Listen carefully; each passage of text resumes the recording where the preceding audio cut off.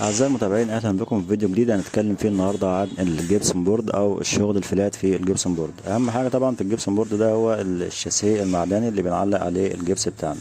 احنا هنا هنشتغل جبس أحمر، ده مطبخ هنشتغل فيه جبس أحمر كنوف، والجبس الأحمر أو اللوح الأحمر بتاع كنوف هو الوحيد في السوق اللي فيه ألياف، ويعتبر أتقل لوح جبس في السوق كله هنا في مصر.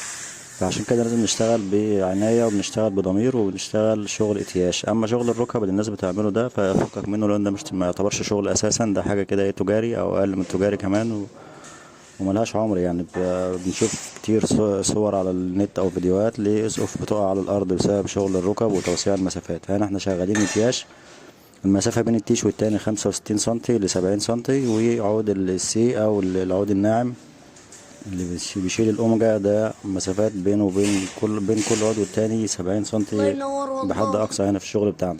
الله ينور.